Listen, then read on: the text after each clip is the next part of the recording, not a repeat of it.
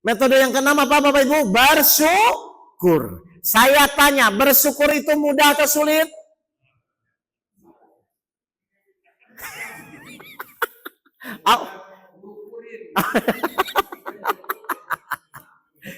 Loh, saya tanya, Bapak Ibu kalau bersyukur ngomong apa? Sulit yang kayak gitu. Lo tinggal ngomong alhamdulillah saja. Kan gak nyuruh dulu mikir. Yang penting Bapak Ibu ngomong apapun yang terjadi ngomong apa? Alhamdulillah. Udah praktek aja tinggal ngomong alhamdulillah. Kita buktikan ya. Kenapa saya paksa Bapak Ibu ngomong alhamdulillah saja. Ini simpel. Gini. Tolong Bapak Ibu ngomong alhamdulillah ke saya. Tolong. Bapak Ibu ngomong alhamdulillah ke saya ya. Tapi sambil marah. Ayo. Coba bisa nggak Bapak Ibu ngomong alhamdulillah ke saya tapi sambil marah? Ayo. Bisa. Berarti bersyukur itu mudah atau sulit? Kenapa Bapak Ibu nggak bisa ngomong alhamdulillah sambil marah? Karena ketika mulut Bapak Ibu ngomong alhamdulillah sambil marah, kalau ketika Bapak Ibu mulutnya ngomong alhamdulillah, maka Bapak Ibu munculnya dari ruh.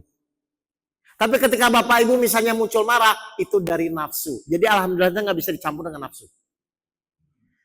Target iblis adalah Bapak Ibu mengeluh biar muncul hawa nafsunya. Makanya sekarang apapun yang terjadi menimpa hidup kita, paksa dulu ya Bapak Ibu ya. Tolong mulutnya alhamdulillah. Misalnya ibu mau ngomelin suami, ngomong dulu alhamdulillah. Alhamdulillah, nanti nggak jadi ngomelnya. Jelas ya Bapak Ibu ya? Ini hal yang simpel ya. Jadi kenapa alhamdulillah itu tidak bisa sambil marah?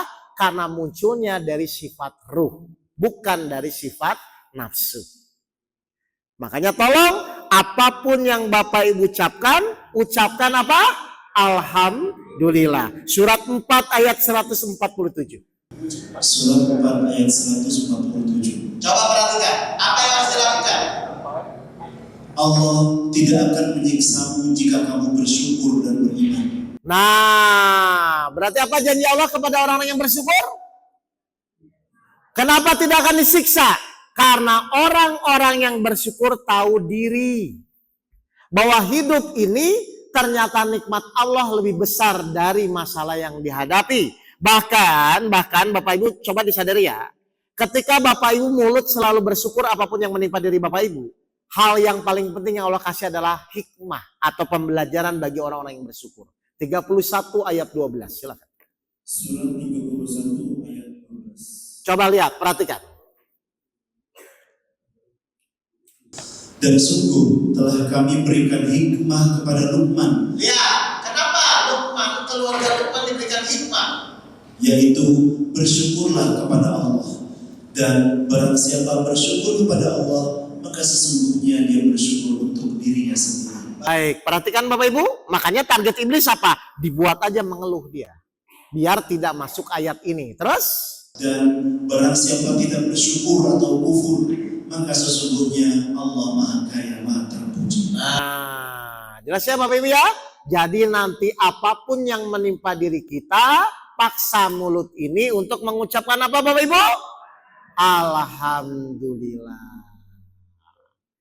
Istri nggak buat sarapan, suami nggak ngasih gaji,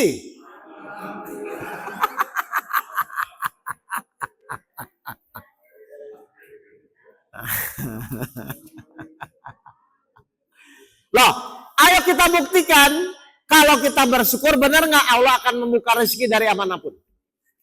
Ya, jelas, Bapak Ibu? Ternyata bersyukur itu amalan yang paling mudah, tapi efeknya luar biasa kepada sikap kita kepada Allah. Kalau orang bersyukur, orang menerima itu, kira-kira mohon maaf ya, bersyukur dulu baru menerima, atau menerima dulu baru bersyukur? Menerima dulu baru bersyukur, atau bersyukur dulu baru menerima?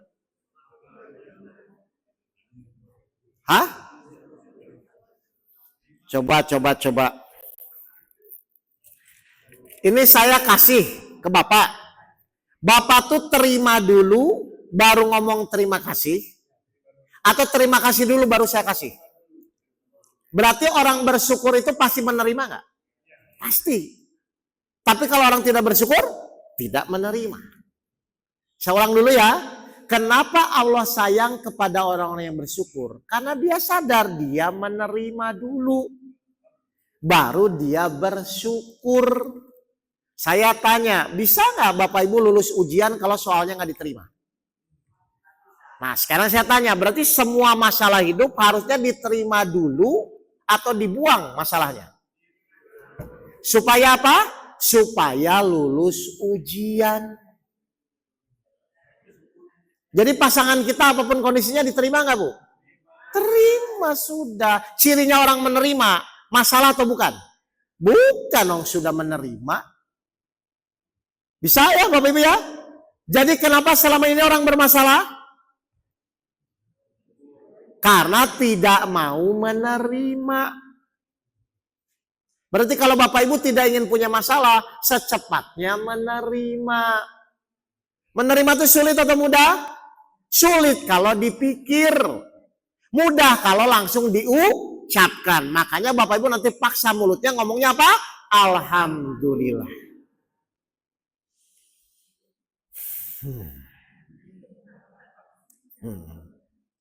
Oke, coba kita sadari poinnya sekarang. Ya. Diberi sesuatu, lalu kita diam, pantas atau tidak? Gak pantas. Ya. Diberi sesuatu, kita marah-marah, pantas atau kurang ajar? Diberi sesuatu, kita berterima kasih, wajar atau tidak? Jadi orang yang wajar itu kalau diberi, diam saja, marah-marah atau berterima kasih? Oke, sekarang saya tanya. Allah itu memberi kita ujian, betul? Biasanya Bapak Ibu masuk kategori yang mana? Berterima kasih, diam saja, atau marah-marah? Enggak usah dijawab, saya udah tahu.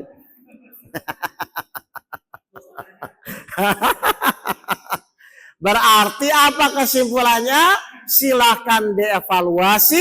Selama ini Bapak Ibu yang termasuk wajar, atau tidak pantas, atau kurang ajar. Kalau Bapak Ibu wajar, berarti yang namanya dikasih harusnya ucapkan alhamdulillah. Bisa paham ini untuk bersyukur?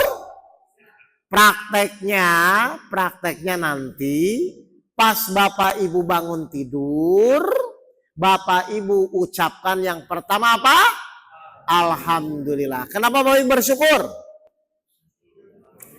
Karena ternyata sebesar apapun masalahnya, kalau Bapak Ibu nggak hidup, selesai itu masalah. Loh, iya kan?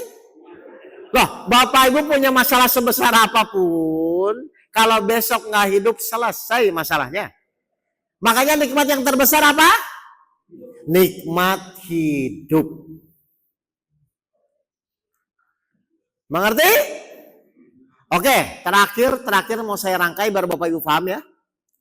Yang terakhir adalah metodologinya zikir perbuatan.